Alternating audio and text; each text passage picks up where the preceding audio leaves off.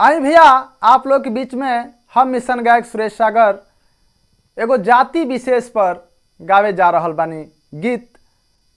काहे से कि भैया इतना हमनी के पूरे भारत देश में जातिवाद चरम सीमा पे बा कि का कही जा। यही के ऊपर एगो गावे जा रहल बानी। यदि पसंद आई तो रउआ सब हमारा चैनल के सब्सक्राइब, लाइक, शेयर, कमेंट अवश्य करब जा। अरे किए कही विधाता जब अरे कि सबके बनवले, ये कही विधाता जब सबके बनवले, तो काहे ज्योतिया अलगा बा, काहे ज्योतिया अलगा बा। ये कही विधाता जब सबके बनवले, ये कही विधाता जब सबके बनवले, काहे ज्योतिया अलगा बा, काहे ज्योतिया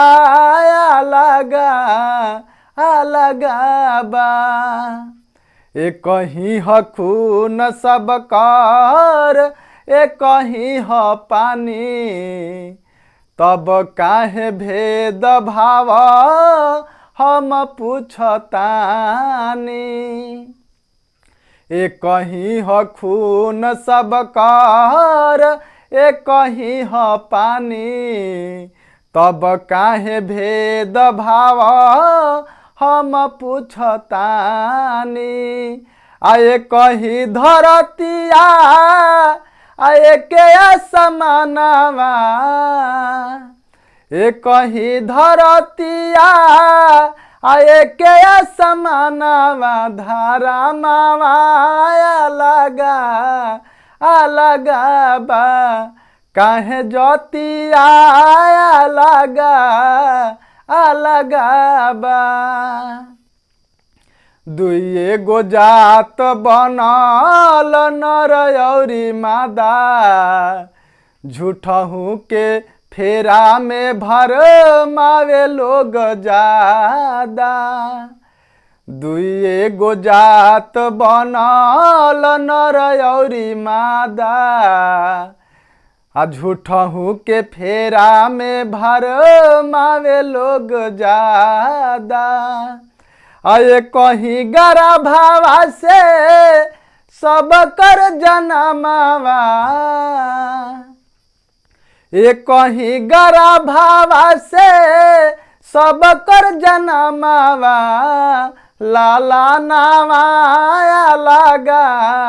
अलगा बा, कारा मावा अलगा बा। ए कहीं ह खून सब कर, ए कहीं ह पानी, आ तब काहे भेद भाव हम पूछतानी। ए कहीं बधरती आए के समानवा, ए कहीं बधरती आए के समानवा, धारा मावा अलगा बा, काहे ज्योतिया अलगा बा। ये गाना जो है कि जाति विशेष समुदाय के ऊपर रहा। इतना जातिवाद जो है कि चरम सीमा पर है। जो भी हमें देख रहे होंगे वीडियो के माध्यम से, तो कृपया ध्यान दें, ये जो गाना है, इस गाना से आपको बहुत कुछ सीख मिलेगा। तो मैं हूं सुरेश सागर और आप लोगों के बीच में बहुत ही अच्छे अच्छे गाना लेकर आऊँगा। तो मेरे चैनल को कृपया सब्सक्राइब कर लें और बेल घंटी को अवश्य दबा दें और शेयर करना ना भूलें, कमेंट अवश्य करें ये गाना कैसा रहा। जय भीम, नमो बुद्धाय।